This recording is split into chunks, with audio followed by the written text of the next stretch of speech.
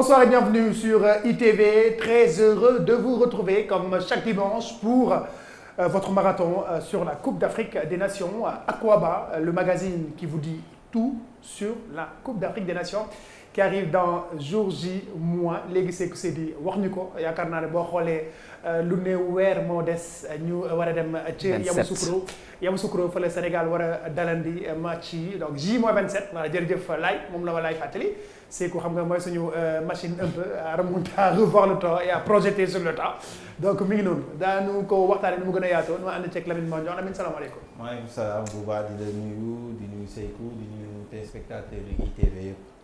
alors Sékou Seydi le très fashion Sékou Seydi moo ànd ak ñun tey naa ba tey moom damaa sax dogo Padros Mbaye di ko ndokkale ci mariage bi di yow de takkoo ñaareel Padros Mbaye ñu ngi koy ndokkale Mbaye dogo ñu ngi leen nuyu. Padros day takk ñaareel wala day door a takk Padros suñu rakk la mi door a takk. waaw ñun mooy loolu ah. non mais ñun ay doyen am lañ maa ngi lay ziar.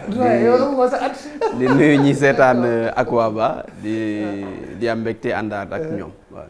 alors juge moi Sékou Seydi ADN moom ba ADN yàq na la de. juge moi 27 ans c'est vrai que ni ñu koy waxee noonu mais balaa ñuy sóobu nag ci Coupe d'Afrique parce que c'est vrai que c'est l'événement qui tu vois que tout un continent attend nga xam ne continent africain bi yëpp ñu ngi koy xaar même au-delà parce que c'est quand même une des compétitions les plus suivies en tout cas il faut le dire dañ ci ñëwaat nu mu gën a yaatoo mais ñu ñëw nag ci Sénégal suñu yëfu bopp ba noppi. Notre pain quotidien, le championnat national, donc qui en est à sa 8e journée, Sékou Seydi. oui tey lañ ko jeexal ci Ligue 1 surtout ak ay coppite yoo xamante ni day am à chaque fois ci bopp classement bi. surtout que la première victoire mooy information phare bi la première victoire de Casa Sport après 8 journées championnat victoire bu intervenir ci deuxième match bu équipe dirigeante bu bees bi avec Cheikh Tidiane Cissé. ak équipe am bi yëpp on voit également que US Gorée dafa daal di gagné ñoom itam enchaîné woon nañu ñu ngi woon traversé benn mun nañu waat période de turbulence boo xamante ne dund nañ ko fan yi ñu génn Dakar Sacré-Cœur qui également depuis 2 matchs n'arrive pas à gagner on le dit souvent ñoom sax dañ koy reconnaître d'ailleurs c'est le reportage du jour il démarre bien les 3-5 premiers matchs ba ci 6 ba 10 matchs mais après c'est une équipe boo xamante ne en termes de constance dafay faral di am jafe-jafe je pense que les résultats da koy wone et le classement justement laay bu ñu ko joxee day gis en termes de classement également que le Jaraaf est en train de venir petit à petit gis nga Jaraaf léegi nekk 2e Dakar Sacré-Cœur mi nekkoon leader avant Teungueth FC di jël li nga xamante ne mooy bopp bi moom moo nekk li nga xamante ne moo di 3e donc pour le moment Teungueth moo nekk équipe bi nga xamante ni moo gën a constante ci championnat bu Sénégal bi Casa Sport malgré sa victoire justement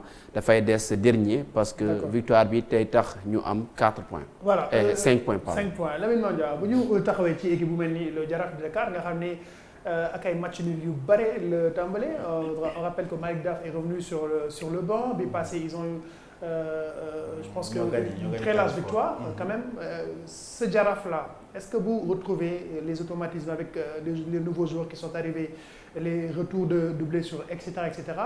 est-ce que mën nañu wax que ce Jaraaf là peut prétendre quand même un des prétendants pour ce titre. Absolument le Jaraaf est un des prétendants pour le titre déjà effectif bi soo xoolee rek l'effectif est largement le niveau pour être leader dans ce championnat il suffit juste qu'il y ait cette complémentarité boobu na nag mënuñu ko gaaw a am ci 5-6 premières journées mais ci kanam lañ koy xam surtout ci deuxième partie de saison et on sait que Malick Daf équipe mi bëri soo koy jauger da ngay xaar fin saison phase aller bi ak début phase de tour ci lay xaw a mettre le turbo moo tax championnat bi am na équipe yu bëri yi nga ne fa leen di xaaree le côté nul yi jàpp naa ne championnat bi moom moo mel noonu déjà am na ñaari équipe yi nga xam ne am nañ 6 nuls muy GFC ak Stade de Mbour ñaari équipe yi nga xam ne am nañ 6 nuls rek ça montre déjà que c'est un championnat plutôt équilibré journée bii nii ñu génn journée bu tey jii nii yaayu ko 3 victoires 4 nuls donc day xaw a wane ni équipe yi xaw nañ tolloo niveau da ngay xool benn Pikine bi nga xam ne benn instant ñu ngi ñëw commencé woon tiit ci Pikine.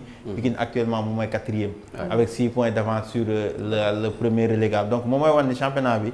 y a un certain nivellement bi nga xam ne am na ci équipe yi lu ñu ci sorantee bëriwul dañ koy xoolee ci promu yi les 2 promus Jamono Fatick ak US Ouakam. ci CAN bi du am pause championnat dafay continuer. non day continuer du am pause. les jours de match du Sénégal. lañuy jouer mais ci biir CAN dañuy continuer. mais surtout beneen remarque bi mooy c'est la première fois Teungueth FC di jouer au match sans marquer de but.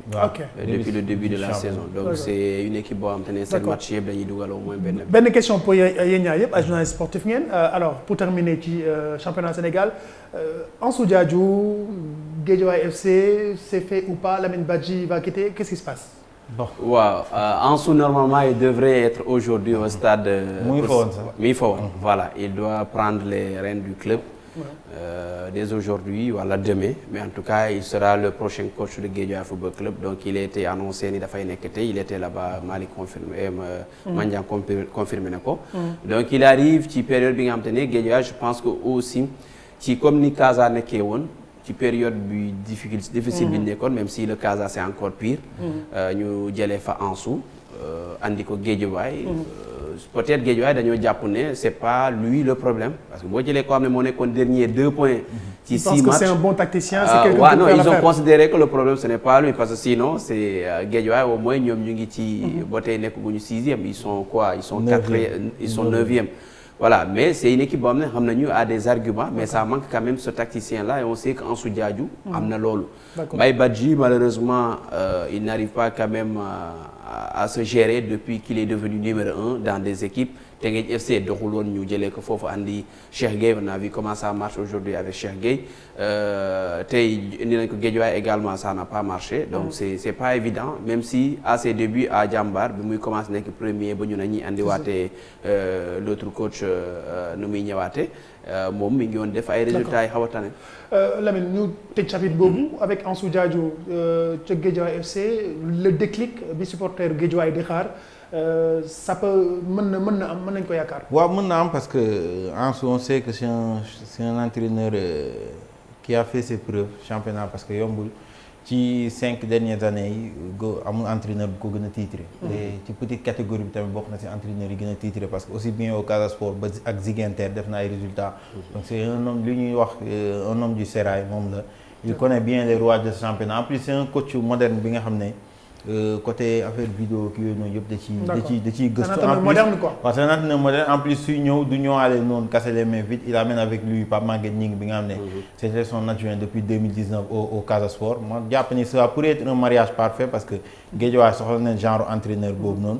bon peut-être qu'Ansou Diadhiou va réussir man je ne doute pas qu'il puisse réussir parce que bu dee ay aptitudes technico-tactiques rek. Ansou am na ko. Alors donc réponse à la prochaine journée am nañu yaakaar ni il va s'asseoir sur le banc du GFC dañ ci ñëw ni mu gën a yaatoo moo xam ci suñu quotidien bés bi la ci rajo bi rajo ITV en tout cas toute l'équipe toute la team sport est mobilisée en tout cas pour jox leen le meilleur de notre championnat national. ñu jàll nag ci CAF Awards yi alors qui dit CAF Awards parle de Lamine Camara qui a été vraiment qui succède à Pape Matar Sarr donc qui obtient le titre de meilleur jeune joueur.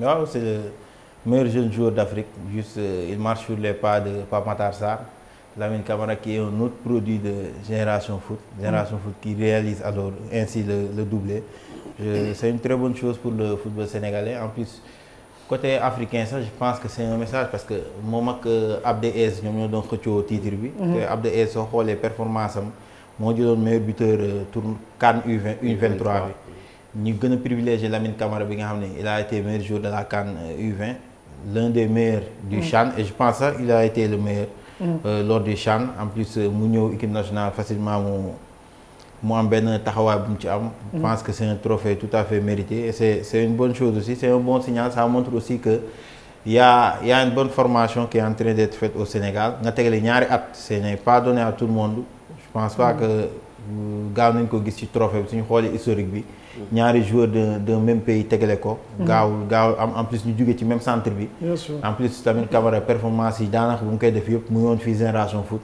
mooy wan ni y a de la bonne graine et c'est une bonne chose. Espérons que ñoom Amara peut-être ñi nga xam ne mu ngi woon ci podium finaliste yi dinañ mën a topp ci tànk yooyu noonu jéem a lijjanti un triplé l'année prochaine. L'année prochaine. Sékou Seydi, Lamine Camara, confirmation? Bon, pas pour le moment. Je pense que c'est un début. Il est le meilleur jeune joueur, ce qui veut dire confirmation mooy Ballon d'Or. Africain, pourquoi pas nekk ci yenn classement bi ci Ballon d'Or mondial. Confirmation pour un début, je veux dire. Il a le talent. Je pense que c'est un bon début pour moom sur le continent en termes de distinction individuelle après avoir gagné 2 trophées collectifs yoo xamante ni sur l'année. Il y a beaucoup participé. Ce n'était pas quelqu'un qui était là pour juste compléter le 11 ou bien le groupe, mais il a beaucoup contribué ci trophée yi nga xam te moom la ñu gagné. Pour le CHAN, je pense qu'il y a ce trophée de meilleur joueur qui a été attribué à un Algérien. On sait très bien que c'est un trophée diplomatique bu ñu joxe woon, la CAF qui voulait pas peut-être frustrer jox ko, mais on sait tous que Lamine Camara était le meilleur joueur du CHAN. mu ñëw CAN U20 bi et on se rappelle encore écart entre CHAN bi ak CAN bi dafa xaw a jege woon. C'est un mois ou voilà moins de 2 mois. Donc il est allé à la CAN U20.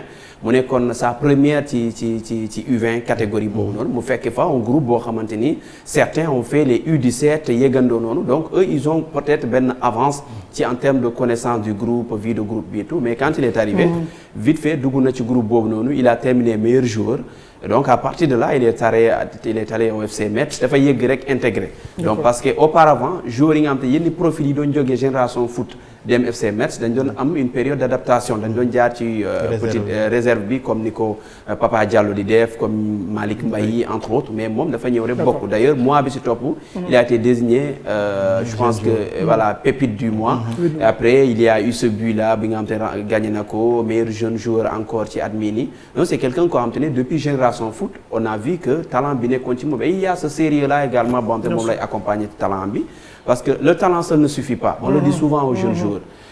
am na ñu bëri woon nañ am talent parce que auparavant le seul jeune joueur sénégalais bi mu nekkoon na meilleur jeune joueur bu ko remporté woon loolu yàgg na le plus beau bi a été remporté par Pape Bouba Diop mos na ko dugal gagné en 2002. Il y a eu Pape Ousmane Sakho gagné na ko. Après on a eu ki nga xam te mooy Pape Matar Sarr. C'est le moment également de remercier les centres de formation yi nga xam te ñooy formé.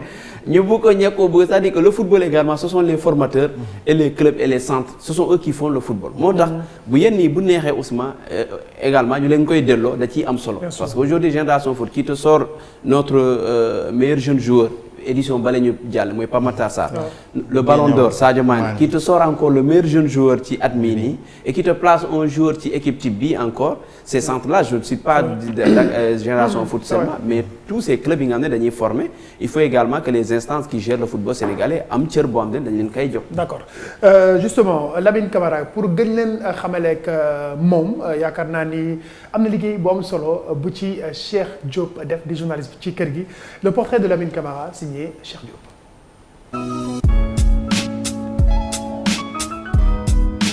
Lamine Camara lamine la concurrence et succède à Pape Matar Sarr pour le trophée du meilleur jeune joueur africain de l'année. Une distinction méritée pour le joueur de Metz qui sort d'une année exceptionnelle. Double champion d'Afrique avec les moins de 20 ans et l'équipe locale du Sénégal. À 19 ans seulement, Lamine Camara a déjà un palmarès long comme le bras si on y ajoute le titre de champion du Sénégal avec Génération Foot. Transféré à Metz comme c'est de coutume avec les joueurs de GF, Lamine s'est très facilement incorporé dans le dispositif, grignotant des minutes avant de s'installer définitivement dans le 11 de départ. Son trophée du plus beau but du mois d'octobre ne vient que s'ajouter aux bonnes performances du natif de Sédhiou qui continue de surprendre. C'est d'ailleurs cette ascension fulgurante qui lui ouvre les portes de l'équipe nationale du Sénégal le 12 septembre dernier. Couvé par Idrissa Gana Gueye et Sadio Mané, il joue ses premières minutes sous la tunique nationale en amical face au Fennec d'Algérie à Diamniadio. Des débuts prometteurs qui se poursuivent avec un premier but face au Soudan du Sud pour la première journée de qualification au Mondial 2026. Lamine Camara marche sur les pas de Pape Matar Sarr qui flambe actuellement avec Tottenham. Avec cette distinction individuelle, il fait le plein de confiance avant la CAN prévue en Côte d'Ivoire dans un mois.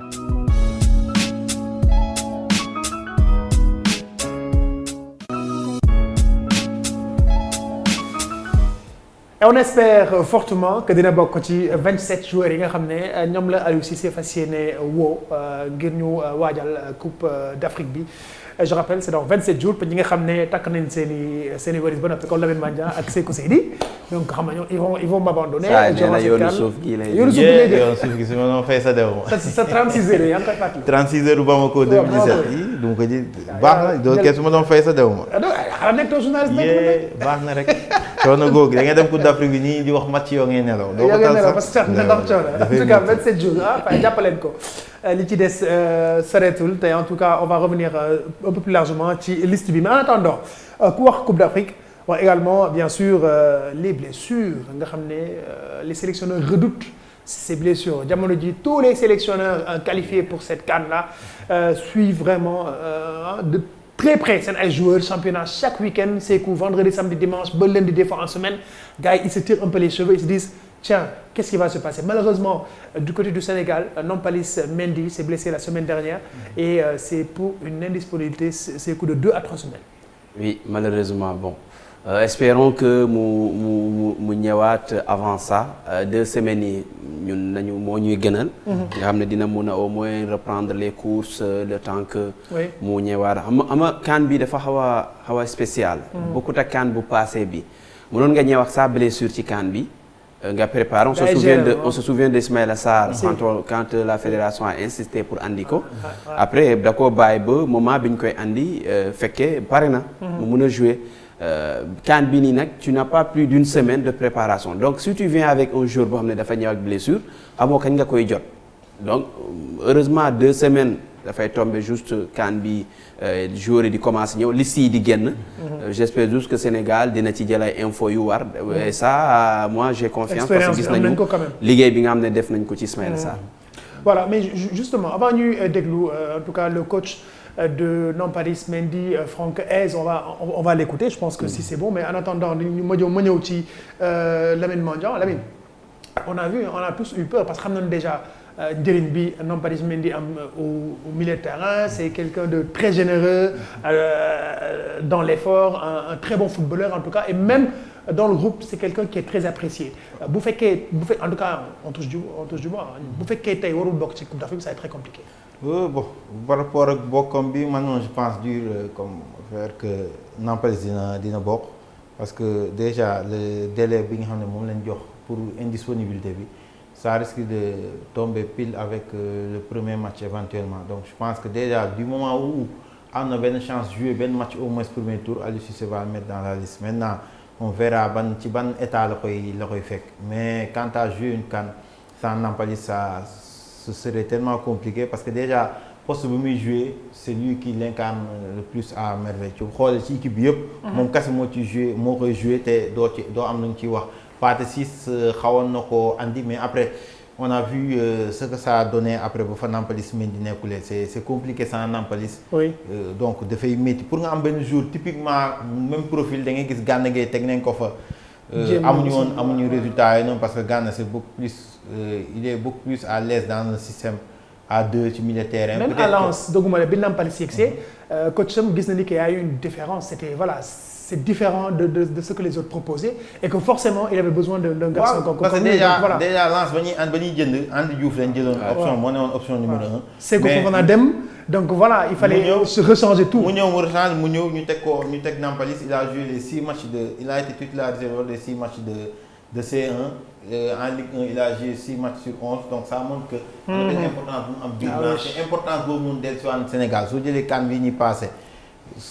Montée en puissance Sénégal dafa tombé ak Nampalys ba mu ñëwaatee ci 11 bi. parce que il a joué contre le Malawi après mu enchaîné contre Cap-Vert ainsi de suite ba mu dem ba moom Sadio Mané Saliou Ciss ak Edouard je crois ñoom ñoo nekkoon ci équipe type bi loolu ça montre importance bu Nampalys am ci dispositif bi moo tax ci man il est impensable de penser une CAN sans Nampalys. Je crois dur qu'il sera de la partie. En tout cas période bi moom tous les coachs des clubs européens qui ont des joueurs susceptibles d'être à la CAN voilà c'est une guerre de la communication c'est vraiment une guerre des coms ku ci nekk ak humour. On va écouter Franck Hez l'entraîneur du RC Lens. C'est pas moi qui ferai Je n'ai pas parlé, c'est la rubrique Tanière. Certain, c'est que sur ce qu'on a évoqué, au vu de la nature de sa blessure, c'est 3-4 semaines. Voilà. C'est bon. Justement, c'était Franck Hez. Je rappelle que yéen a ngi ci seen rubrique tanière donc di waxtaanee tout ce qui touche à l'équipe nationale du Sénégal. Justement, Sékou, on a écouté Franck Hez, le coach artésien.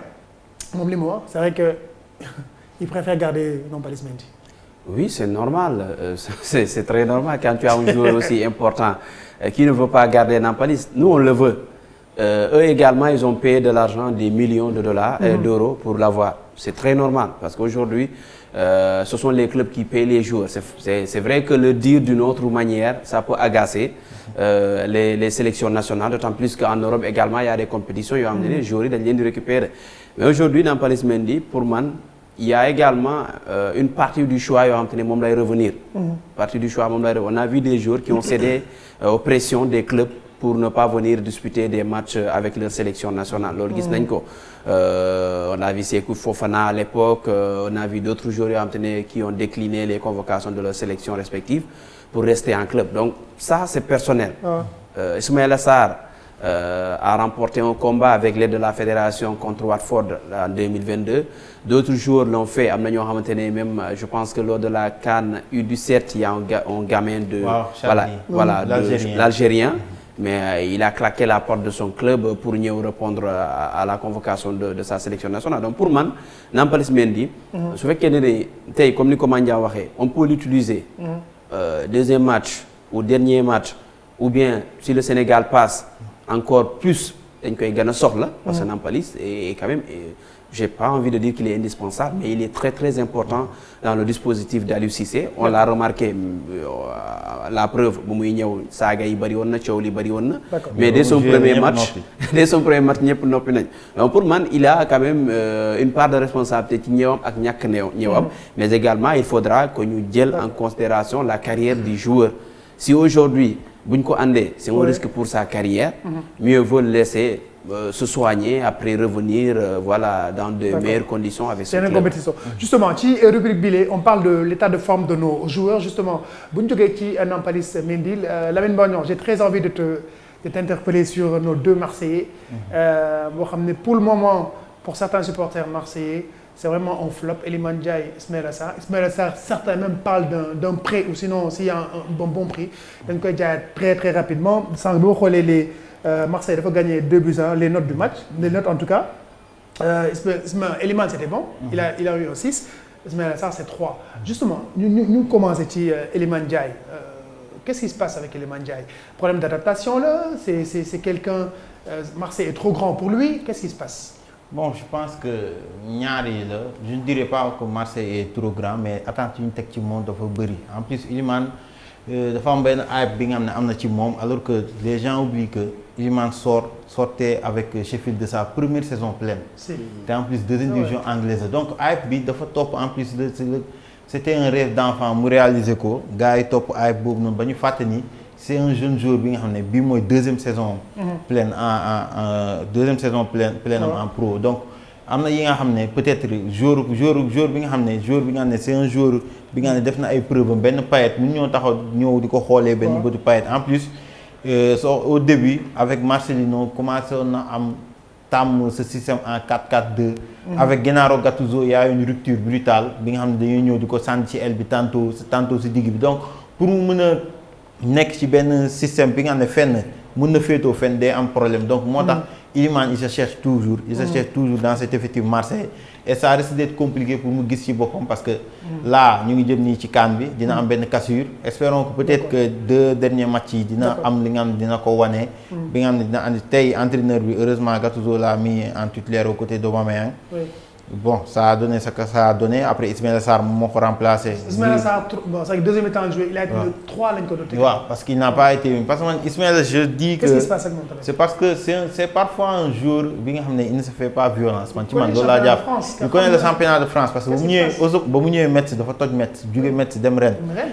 il s'est peut-être enfoncé à Watford bi nga xam ne musul réussir ce fameux déclic mu dellu si waat à Marseille man je pense que nag Marseille moo ne woon amoon na condition idéale pour mu réussir parce que déjà c'est un club avec une ferveur populaire incroyable lu ndaw ngay def nit ñi adopté la donc Ismaïla soo xoolee day ñëw il met le gaz sur un match il passe à côté de deux matchs da ngay xool contre Ajax ñëw na il crée 2 pénaltys ñëpp di xaar le fameux déclic Ismaïla Sarr depuis lors il est en dedans donc Marseille ñoo la mënul tolérer loolu en fait on a vu am na joueurs yi fa jaar ay Luis Enrique ñoom le brésilien Gerson ñu ñëpp ñoo dellu Brésil parce que duñ la may temps boobu noonu en fait merci Laye je rappelle que bu ci kanamee damay ñëw ci Sékou Seydi parce que on n'a pas fini avec Nampalys Mendy moom la ñu tëjee Laye bu ci kanamee dinaa ñëw ci Mbaye Niang nga xam ne moom itam actuellement mu ngi Turquie on va en parler très rapidement pour l'instant on reste sur Iso et Iliman Ndiaye justement la même question dañ la koy joxaat Iliman Ndiaye beaucoup de supporters marseillais dañ koy reprocher le manque d'implication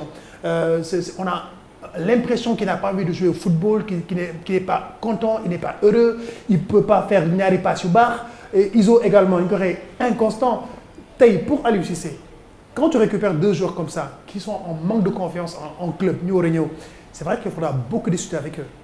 Ouais, mais la sélection peut être un déclic également hein. On ne sait jamais mais pour man pour Iliman Ndiaye aujourd'hui def na première partie bu baax avec plusieurs passes réussies et tout mais pour man Iliman Ndiaye on a vu à chaque fois bu ñu ko jouer le intérieur axial il est plus intéressant axial que excentré. Okay. Donc parfois il est très mal utilisé. Non, parfois il est très mal utilisé que ce soit en sélection wala en club parce que si tu l'utilises en tant qu'excentré on a vu Iliman excentré ça mënul ça des 60 minutes. Implication bi le travail défensif est-ce qu'il le fait est-ce qu'il travaille. day gaaw sonn non Iliman c'est pas quelqu'un bu la defalee yenn courses yi on l'a vu. c'est pas une bête physique en fait. Non physiquement c'est pas une bête. Okay. Donc mënu la jeexal defal yenn courses yi di yéeg di wàcc moo tax boo ko joué le excentré. daanaka da nga koy sonal du mën a def yenn efforts yi après à la finition moment bu mu war a finir action yi. aussi du ko mën a finir mu joué axial également ce qu'il doit faire c'est prendre ses responsabilités. Iliman pourquoi il ne tire pas? Lu tax du dóor. À chaque fois il cherche les 1-2 le football sale là sale foot là. Non ça c'est à 11. Ouais. C'est-à-dire qu'à un moment il faut que lui-même moo xam ne il a le talent il a les capacités pour le faire il n'a qu'à tenter il n'a qu'à se faire plaisir parce que yaa ngi koy wax même Iso même chose ils sont dans un club boo xamante ne sérieusement Marseille. Tout est réuni. C'est le club boo xam ne facilement tu deviens un prince. Tu es intouchable. Intouchable keneen sañu la même la presse là bu la tuddee gars yi am nañu coow mais aujourd'hui Iso il est arrivé dans un club boo xam te ne da koy jox lu mu soxla parce qu'il a besoin d'une affection particulière lui. Bien sûr.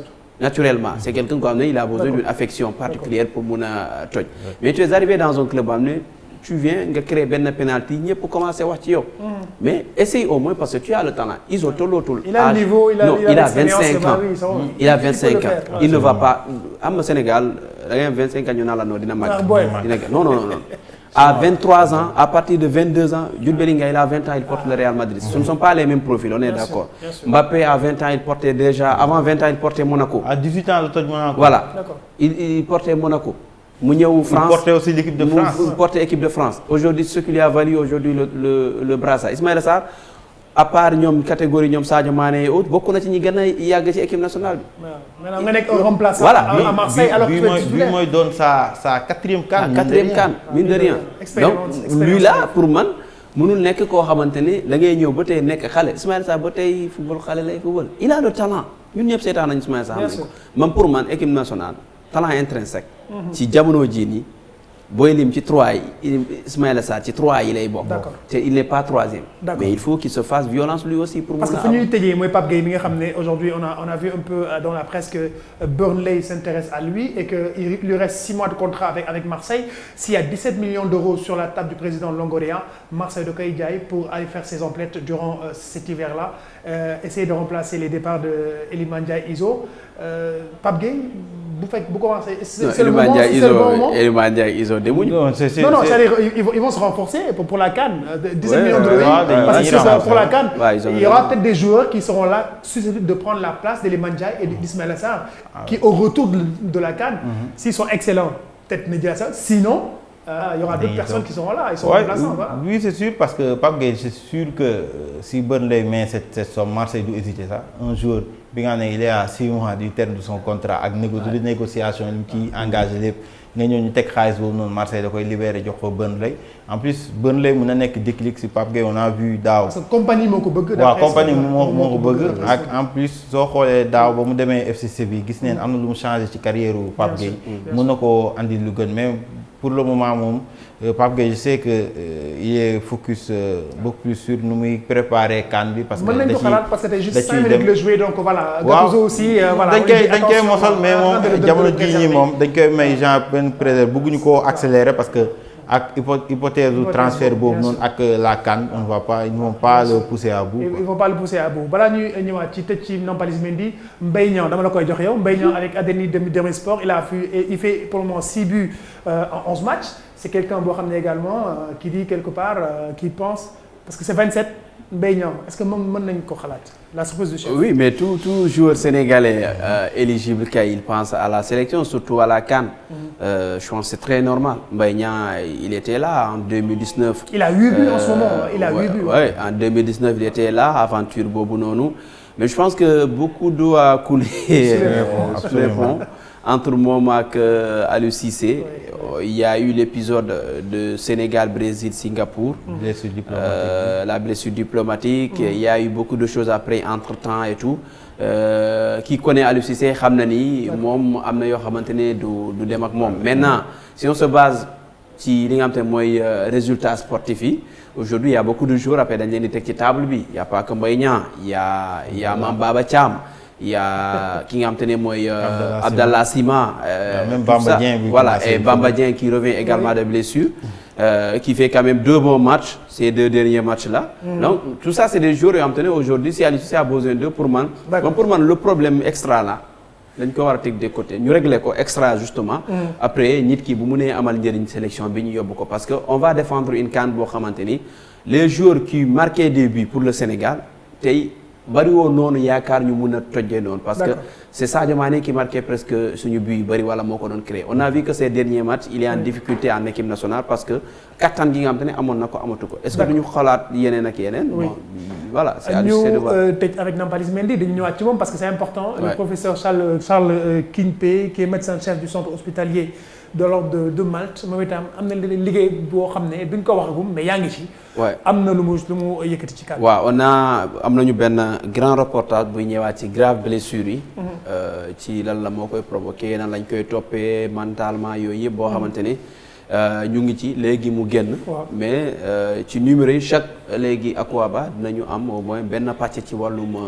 li nga xamante ne mooy di wér-gu-yaram spécialiste Charles Kempé c'est quand même spécialiste ci wàllum lépp lu jëm ci wàllum blessure c'est l'un des meilleurs au Sénégal donc chaque fois day am allo doc di benn rubrique boo xamante ne dafay ñëwaat un peu bi yoon comme ko xam nañu Nampalys lésion musculaire la am moo tax ñu wax am moom ci loolee ñu teewlu lan la wax ci lésion musculaire nan lay jógee ak lu mu doon et tout. D'accord. Vous remarquerez en fait que très souvent les sportifs quand ils se blessent c'est au niveau des ischio-jambiers, ce sont les muscles biarticulaires qu'il s'agisse du quadriceps, des ischio-jambiers mais également du triceps sural donc des muscles du mollet qui peuvent entrer justement lors du démarrage d'une course, un démarrage brutal d'un sprint peuvent présenter justement une déchirure à ce niveau. La vitesse d'étirement également élevée peut être la cause. Et enfin, chez des patients qui présentent un shoot, qui font justement un shoot dans le vide. Lorsque un patient qui n'est pas très bien, enfin, qui n'est pas très doué, justement, qui tire dans le vide, il peut se retrouver justement avec une déchirure musculaire. Les causes extrinsèques sont les causes liées justement à contenu inadapté à l'entraînement. Ce sont essentiellement les étirements préventifs mal conduits, la mauvaise gestion de la récupération. Il y a des patients qui ne savent pas justement récupérer, notamment les sportifs qui ne récupèrent pas très bien.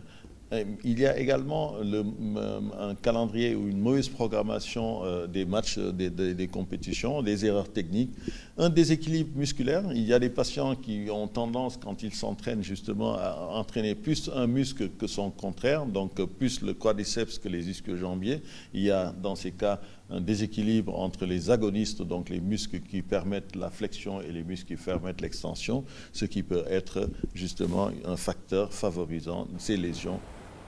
jërëjëf professeur Charles Kingpé ak Serigne Saliou Deme ak Sékou Seydi bi nga xam ni mu leen ko waxee ñu ngi leen di waajal grand reportage bu am solo ci wàllu blessure ku wax blessure ak sportif xam ne ëlëm nañu bëri ni muy ñëwee ban taxawaay lañ ci war a am ñaata diir la laaj ci récupération bi nu ñu war a def ba nga xam ni joueur bi doo ko wala sportif bi doo ko ñàkk Sékou c'est important.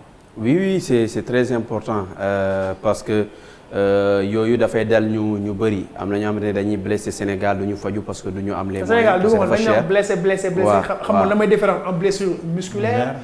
non amuñu saa type blessure donc différence yëpp dina bëri na donc allo doc loolu lay indi incha allah wàllu blessure yi. blessure bu nekk nu mu tudd ak li koy indi. ak lu muy laaj pour liggéey ci voilà pour faj ko surtout parce que ñi ci bëri.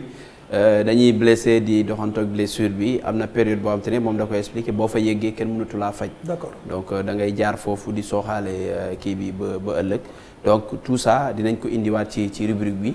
Et surtout ci reportage bi nga xam te ne def nañ ko mais am na yu bëri yoo xamante ne am ay laaj sax mu ngi ko yónnee ci am na yoo xamante ne yu bëri yoo xamante ne mi ngi ci parce que moom defal nañu un cours magistral boo xamante ne.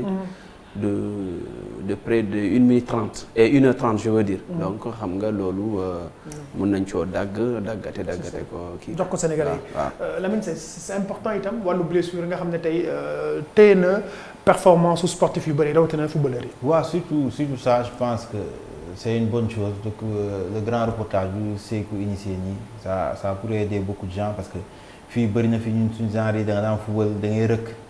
mais garaaw mën naa ko def la ko bësal après alors que yeneen lay jur gis nañ des gens yi nga xam ne dañoo am rupture ligament ñu tabax seen tànk jàpp ni damm si tànk la alors que après ñu dem ba ci biir ñu xam ne c'est une rupture des ligaments danañ war a opérer donc y a eu des carrières qui ont été brisées à cause de ça des jours yi nga xam ne dañuy amee cheville dëkkee cheville ba benn stade noonu la ñuy bàyyi football na cheville bi donc genre yii nii je pense que dina servir d'éveil à des gens pour ñu xam ne dès maintenant suñu amee yenn blessure surtout suñu club bi parce que côté boobu noonu la ñu xaw a war a gën a góorgóorlu parce que j'y pense en Sékou Seydi pourquoi pas daanu proposer suñu ay téléspectateurs pourquoi pas ñu xam lan mooy la phase d'une visite médicale parce que souvent da ngay dégg ñu naan visite médicale lan mooy visite médicale pour un sportif du ñàkk daan ci ñëw ak le professeur Kingpé mu expliquer ñu ko il y a le docteur K c'est important il a expliqué l'importance de la visite médicale intervenir na ci reportage bi parce que muy expliquer ni au Sénégal le souci mooy ñu bëri duñu def visite médicale bu baax donc tout ça on va revenir sur ça. di nga xool bëñ nopp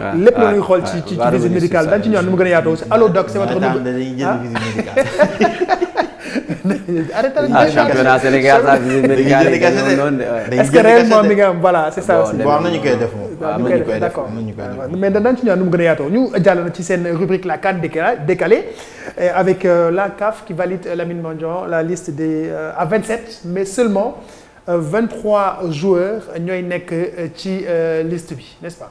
waaw y aura que 23 jours ci banc bi donc peut-être benn changement bu ndaw lay am parce que c'est presque la même chose ak CAN bi ñuy passé donc ce n'est pas un gros changement les gens sont habitués on sait que banc de touche moom on ne peut pas dépasser 23 jours loolu moom noonu la demee ci FIFA lañ ko njëkk a gisee donc 23 bi c'est tout à fait normal du li nga xam ne du coppite bu mag c'est juste que dañuy rappeler équipe bi CAN bii nii passé on sait que y avait des joueurs yi nga xam ne à chaque fois ñu daan toog ci kaw c'était au moins 4 à chaque match ñoom ñooy nekk ci kaw ce sera la même chose nii bii nii et ce sera aux sélectionneurs de s'habituer parce que ce n'est pas une grande première pour eux. Ok d'accord c'est pas une grande première pour Sékou mais 27 moom c'est un peu pour plus d'assurance pour prendre 27 joueurs nga xam ne au moins sa xel dal bu blessure amee nga mën a rocc ñoo teg. Oui parce que loolu dafa nekkoon doléance boo xam te ne surtout Aliou Cissé porté woon na ko parce que moom à chaque fois c'est lui qui porte les combats en tout cas ci entraîneur yi si moom vraiment il porte les combats il le dit en conférence de presse et voilà il ne rate pas les occasions défendre ses collègues entraîneurs pour ci difficulté yi nga xam te mën nañ ko rencontrer. Après il peut partir avec 25 avec 26 ça dépendra de lui. 27 voilà, dépasse. Voilà 27 mënu koo dépasser après s'il part avec 27 jours il fera le choix nécessaire ci joueurs yi nga xam dañuy nangu nekk tribune. parce que amul joueur boo xam te dafay nangu dafay bëgg ay naataangoom di jouer moom muy toog waxuma la saa mu nekk tribune parce que tribune amoo benn chance échauffé wu. ñi nekk ci banc bi rek bu ñu duggul c'est tout un problème parce que c'est très normal. mooy seen liggéey. mais je trouve que c'est à lui également de faire cette liste bi nga xamante ne dafay am cette vie de groupe bi nga xamante ne moom instauré na ko depuis qu'il est arrivé en équipe nationale. Il y en a qui seront très heureux d'être dans cette 27 là. Ah bien sûr. Ils vont se dire même bu ma nekkee tribune. je suis jeune par exemple pour les plus jeunes. dama ñëw pour jàng déjà c'est ça important et à tout moment mën nañu ma woo. nga ne moom link boobu noonu. waaw am na yoo xam ne voilà quoi après joué naa jeu moi je suis en tribune. je suis encore jeune.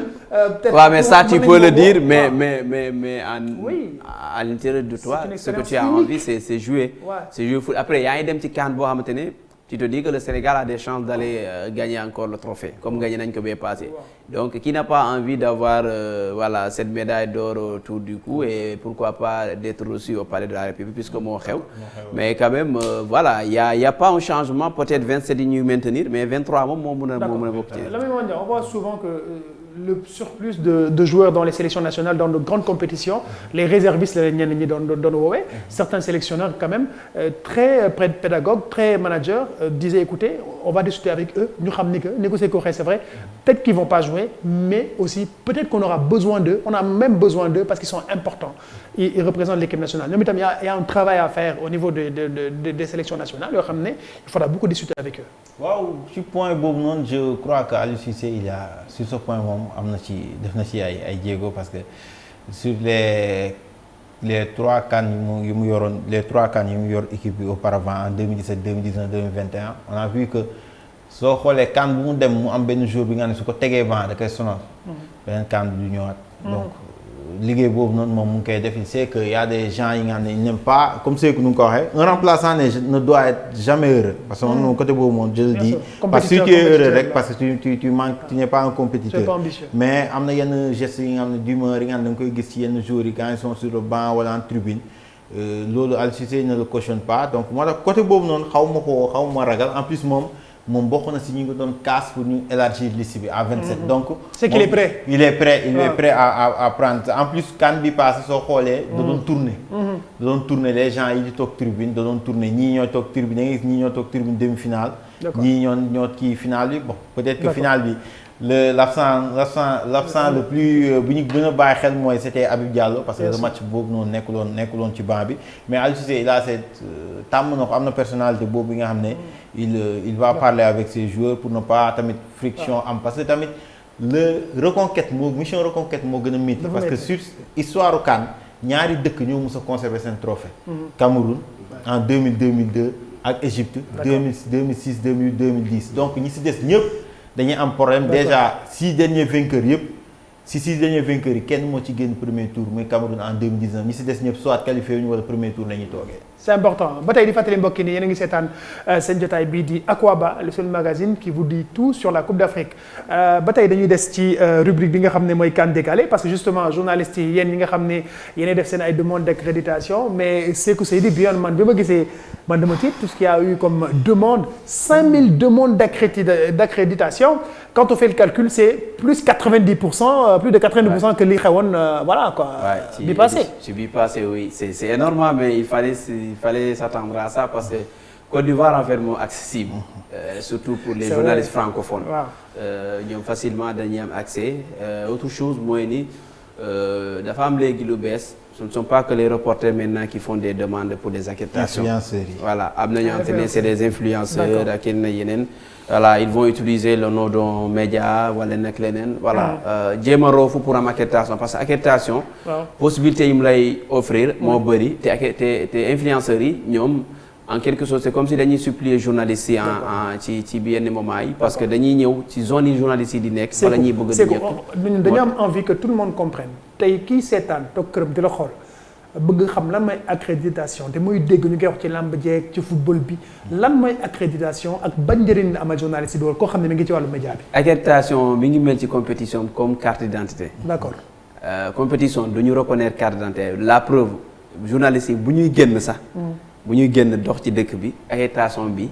mooy en fait mooy li leen di garantie ne yow mooy sa laissez-passer voilà mooy laissez-passer moom na boo nekkee journaliste boo koy déposer déjà da ngay dugal sa média da ngay dugal sa carte presse bu dee Sénégal carte presse nationale la léegi bu dee nga dugal sa passeport nga dugal sa photo c'est-à-dire da ngay dugal ay information yoo xamante ni yi jëm ci yow yi tax ñu xàmmee la léegi nag am na ñoo xam te ne ñoom dem nañu ba ñu ngi ci système bi am na ñoo xam te ne ñu ngi door a dugg ci système bi loolu aussi ñoom itam du ñu bokk traitement duñu am na ñoo xam te ne médias yi ñu xam la am na ñoo ne médias yi parce que par exemple boo demee e-média boo duggee cliquer ci partie médias yi boo bindee e-média dafay génn parce que mi ngi ci ñoom ci seen base de données voilà mi ngi seen base de données donc loolu dafa doon lu am solo léegi nag am na ñoo xam dañ koy utiliser ñoo xamante ne dañuy accrédité comme Sénégal comme feneen ak feneen pour ñu mën a am accès am yenn facilités yi au Sénégal nag on a la chance d'avoir parce que dëkk bu nekk am na ñoo xamante ne ñoom dañ leen ci interroger Sénégal ANPS moom dañ koy laaj ci lu bari ci lu dem ci wàllum accréditation ANPS xam na mbir mi nan lay demee xam na maison de presse yi xam na ñan ñooy dem xam na ñi dul dem moo tax keroog ma doon wax ni la rencontre de ANPS mi limité ni il faut ngeen joxe lii ak lii il faut ngeen teg lii ak lii pour mun a dem ci CAN bi mu am solo parce que justement loolu bu amul xam nga boo joxee sa xaalis ñu xam ne da ngay dem sa média bindal la lettre bi ANPS laajte garantie ne da lay jël en charge ñun ñu CAF jox la approbation ANPS dans ce cas mun na wax ni kii mun ngeen valider accréditation dafay dem donc foofu lay dépendre déposer nga jot nga approbation taxul nga dem taxul nga am accréditation y a ANPS qui est là qui peut intervenir donc tout ça dafay doon loo xamante ne lu am mais 5000 quand même c'est énorme 5000 bu ñu wàccee ban diggante Yamoussoukro Korogo Abidjan et tout ça une finale où il y a 5000 journalistes ça va être compliqué supporters yi fan la ñuy justement moo tax Lamine gis naa en fait CAF par rapport ak organisation accréditation yi on parle de pourcentage 35% pour le pays organisateur 30% et cetera les pays voisins loolu dina laaj waxtaan et c'est important waaw dina laaj waxtaan par exemple comme processus bi passé CAN bi passé il y avait je crois près de ay 250 demandes. Waaw. Merci Laye donc accréditation moom moo nekk nii moo mel nii accréditation nii la mel. D'accord. En plus Merci. c'est tellement important parce que je me rappelle en 2015 ba ñu demee c'était en Guinée équatoriale soo yoree accréditation police les forces de défense su ñëwee ba tiim la dañu jàpp ni ñii président bi dañuy liggéey. dañ lay mais ci point boobu noonu je ne doute pas parce que comme bu dee Sénégal CAN bi passé j'étais au cœur de système boobu noonu ba ñëwee ñu gis un trop plein de demandes après on nous a 70 la ñu joxoon à la base. D'accord. Finalement on a atteint la barre des 84 journalistes. Le Sénégal à part Cameroun bi nga xam ne moo nekkoon pays hôte Sénégal moo fa ëppaloon journaliste te bii nii gëm naa mu. c'est sûr que waxaguñu woon waaw c'est sûr gëm naa ne dañ ëpp ñi fa newoon parce que déjà influenceurs si dugg rek benn problème lay andi. parce que influenceurs yi fa la ñu mën a jaare mais bon. Je ne doute pas que ANPS pourra réguler le problème jéem a approcher les rédactions parce que du métti il suffit ñu ñëw ne E-Media tel bu dee E-Media ñii ñoo kii xam ne ñii ñooy dem E-Media donc du métti mais par ñeneen ñi nga dem gis ay sites yi nga xam ne xamoo leen ñu dem accrédité wu donc c'est clair. l'ANPS ne va pas prendre le risque de ñeneen ñu valider kii alors qu'on ne connaît pas cette personne. Je rappelle qu'il reste 27 jours balaa Coupe d'Afrique des Nations bi ca Côte d'Ivoire Sénégal Yamoussoukro lay nekk Sénégalais yi ñu ngi wàcc gis nañu itam mobilisation bi am tout autour et puis balaa ñuy tëj jotaay bi xam nga ni reportage bi moo koy tëj seeku ñu delluwaat gërëm la laataa ñuy sóobu ci reportage bi nga xam ne Dakar Sacré-Cœur tey moo aye. waaw chaque numéro dañuy jox gaañ yi benn reportage boo xamante ne soit dañuy dem ci club yi. soit dañuy dem voilà ci ñiy tëgg en tout cas ñëpp ñiy jëm ci wàllum sport parce que sport bi également du ñuy jouer rek. Asiko dinañ ko fi am reportage ak Khaliza Ndar Diouf. dinañu am yeneen bërëb yi keroog dem nañ Génération Foot Cheikh Diop dem na Daaru Salaam. Voilà am na yeneen ak yeneen yoo xam ne ñu ngi koy tourner comme bu blessure bi mi ngi ñëw donc chaque numéro dina am benn reportage boo xam ne. même suñu correspondant également dinañ ci nekk. ci jëm ci joueurs yi. bii dañoo demoon Dakar Sacré-Cœur Dakar Sacré-Cœur nag mi ngi nekk fii ci Sacré-Cœur. comme ni ko tour bi indiqué d'ailleurs. mu nekk Almadies. dans les Sicap mu nekk club boo xamante ni sénégalais yi. dañ koy jàppee centre wala académie ñoom nee nañu club lañu. comme yeneen club yi. parce que ci lépp lañu d'ailleurs c'est le seul club bu nekk première division ak Casa Sport boo am une équipe féminine boo xam te ne ñoom ñoo ko sànc affilié wuñu ko ñoom ñoo ko sànc mu nekk ci ñoom joueurs yi di évoluer ci ñoom ñu leen di fay ay salaire ñoom ñaari ñoo nekk club yi ko am mu nekk un club boo xam te ne on l'a vu ils sont 3e au classement ils se sont beaucoup renforcés cette année seen objectif moo nekk ñu jeexal au moins ci podium bi cette année mais c'est côté centre lu tax ñu koy wax parce que ñoom dañuy former également di jaay ils sont en partenariat avec Olympique Lyonnais depuis 2015. Le club a été créé en 2005 récemment ils ont d'ailleurs renouvelé seen partenariat avec Olympique Lyonnais. ci reportage bi également dikkaat nañ ci jafe-jafe yi ñuy am seen yenn ndaw yi. pour ñu mun a évoluer à l'Olympique Lyonnais. ñi ci bëri dañuy dem mais c'est très difficile pour ñu parce que récemment Abdoulaye Niakhate Ndiaye Pape Mboup entre autres c'est des joueurs am ne dañuy ñëw yegg après ñu aale leen donc tout ça waxtaan nañ ko ci dans ce reportage. merci beaucoup Sékou Seydi. jërëjëf ba dimanche bi ñëw dimanche bi toppaat. wala après jërëjëf gars dañuy yaakaar ni jeex na rek te jeexul. da ngaa bàyyi ñu kii ko rek mooy tëj jotaay bi tey mooy tëj jotaay bi. mooy tëj waaw en parlant justement j'ai une info à donner. waaw bi nga xam ne Baye Demba moomu kii bii di. non du waxuma ci affaire loolu de mais dafa am ASC Jamono bu Malika dañoo génne ko fi waaw ñëwal. ASC Jamono bu Malika di équipe boo xamante ne am na 16 coupes zonales. waaw dafay waaj li nga xamante ne mooy saison bi ñu jëm. d'accord ñoom nee na ñu ngi ñëw ak doole.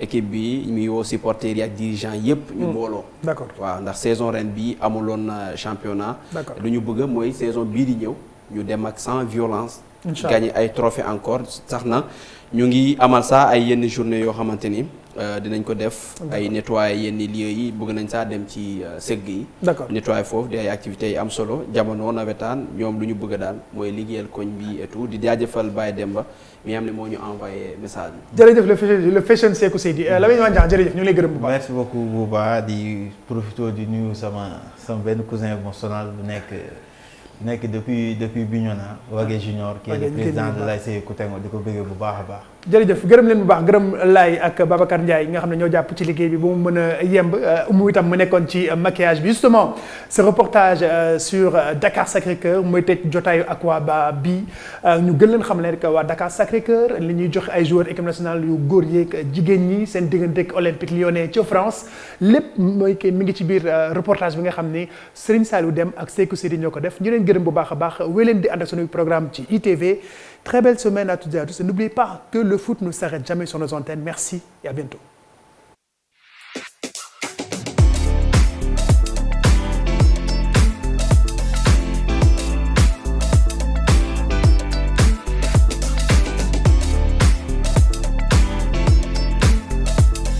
Neuf heures au centre d'entraînement Dakar Sacré-Cœur. L'équipe première est en pleine préparation de la saison 2023-2024. Le club a accueilli quelques nouveaux joueurs pour combler les départs notés cette année. 9e au classement de la défunte saison avec 32 points, le club veut faire mieux cette saison. Comme tous les dernières années, on a la chance de bien démarrer et on essaiera de continuer sur ce lancer-là cette année-là, Inch'Allah. Au-delà des recrues, Dakar Sacré-Cœur compte sur les jeunes formés au centre et les quelques joueurs expérimentés pour atteindre cet objectif. On puise sur le bas, on puise à partir du bas des joueurs qu'on forme, mais bien sûr ils peuvent ne pas être aussi expérimentés que ça, mais c'est en jouant qu'ils vont trouver de l'expérience et c'est pas facile pour le moment, mais c'est comme ça, c'est notre boulot et on doit s'y mettre et accepter aussi des tournées de ce genre. DSC est rationnel. Si chez les jeunes, gagner des trophées est l'une des attentes des responsables, ce n'est pas trop une exigence pour le staff de l'équipe première, du simple fait que le club perd chaque année ses meilleurs éléments. Effectivement, c'est très difficile de vouloir développer des joueurs de qualité, des jeunes joueurs, et les meilleurs à un moment donné partent. Donc effectivement, on ne construit pas notre équipe de Ligue 1 pour gagner le championnat, ce qui ne veut pas dire qu'on ne veut pas le gagner. Mais on doit faire aussi de la place aux jeunes talents et puis leur laisser du temps de jeu pour se développer auprès de joueurs de qualité, d'expérience. Donc ce qu'on espère toujours, c'est d'avoir une équipe où il y a un mélange d'expérience et de jeunesse qui fait qu'on a aussi la possibilité de gagner le championnat, même si on ne focalise pas et on ne construit pas notre effectif simplement sur cet objectif-là. Donc on a un objectif de résultat, comme toute équipe professionnelle, mais avec un paramètre supplémentaire qui est de permettre à nos jeunes joueurs de se développer aussi. Donc c'est trouver le juste équilibre entre ces deux choses-là, mais la dynamique peut nous mettre au moins au début de la saison sur une des équipes qui va être dans le top 3, top 4 à chaque fois, en espérant un jour être champion du Sénégal. Abdoulaye Dieng, le portier et le doyen de l'équipe. Il va disputer sa 8e saison chez les Sikapois cette année, sa 13e dans le championnat sénégalais. Le secret de sa longévité n'est rien d'autre que le travail. Tous les années, on travaille dur pour être au niveau, pour être au top de nos formes. C'est ça, il n'y a pas de secret, on travaille tous les ans, tout. On fait tous les moyens aussi pour être à 100%, donc on va continuer à bosser, quoi. Pour cette saison 2023-2024, le vainqueur du CHAN avec le Sénégal se fixe comme objectif de gagner un trophée avec le DSC. D'accord, l'année dernière j'ai atteint une de mes objectifs personnels, mais l'objectif collectif n'était pas là, parce qu'on se souhaitait terminer deuxième du championnat ou troisième au moins, ou gagner un championnat ou coupe de la Ligue, mais ce n'est pas le cas.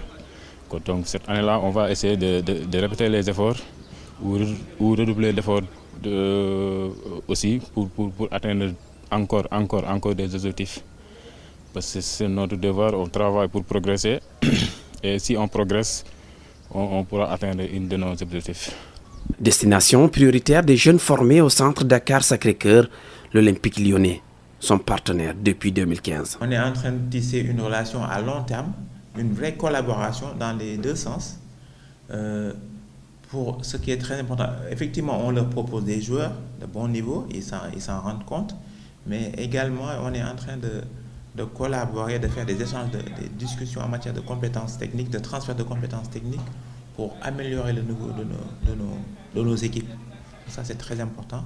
Et je dois dire que sur certains plans, comme par exemple dans le domaine de la préparation mentale, c'est un vrai échange qui va dans les deux sens. Dans tous les académies, les clubs comme le nôtre, nous, on a ce savoir-faire, on a des éducateurs locaux qui ont du potentiel et le fait que aussi avec notre partenaire olympique lyonnais qui nous fournissent ce savoir à amener la délégation lyonnaise pour ce transfert de compétences avec nos locaux qui sont là et qui ont ce potentiel. Et donc je pense que la synergie a pris sur ce côté-là et c'est ça qui permet aussi qu'on forme bien les jeunes. La Fédération sénégalaise de football ne se plaint pas non plus.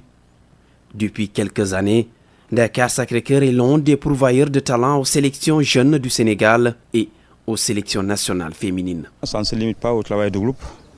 Donc le travail de groupe, c'est ce qu'on donne à tout le monde. Et spécifiquement, comme vous l'avez si bien dit, il faut prendre les joueurs, pas un à un, mais au poste par poste, par position. Par exemple, les attaquants d'un côté, les milieux de côté, les attaquants de côté, et travailler avec eux des travaux supplémentaires et spécifiques qui les feront avancer. Donc c'est ce qui fait que, il n'y a pas que nous, il y a beaucoup d'autres académies aussi qui présentent des très bons jeunes en équipe nationale et ça passe aussi par le travail par le plus du travail. C'est tout un système de formation, de développement, de méthodologie, d'identité de jeu, de façon de faire qui amène à ces résultats-là, avec un vrai objectif de les amener non seulement en équipe nationale, mais également dans les clubs professionnels européens, en commençant éventuellement avec notre équipe de Ligue 1 ici. Donc oui, il y a un vrai processus derrière ça. Mais jusqu'ici, aucun joueur formé à Dakar Sacré-Cœur n'a réussi à s'imposer à l'Olympique Lyonnais. On veut travailler encore mieux avec Lyon qui est notre partenaire en Europe. Comment on peut encore resserrer les liens, comment on peut aussi grâce à, comme peut-être tu le sais, Lyon maintenant a changé de propriétaire, donc il y a aussi plusieurs clubs qui sont en relation directe avec Lyon.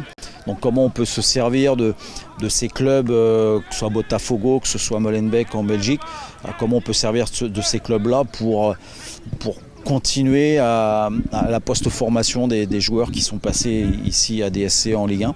Donc c'est tout ça qu'on essaie de mettre en place. Donc comment le nouvel environnement de Lyon avec le nouveau propriétaire peut nous permettre de bonifier et de faciliter le passage des jeunes Sénégalais et des jeunes de Dakar Sacré-Cœur vers l'Europe. Pas que chez les hommes, à Dakar-Sacré-Cœur, le football se conjugue également au féminin.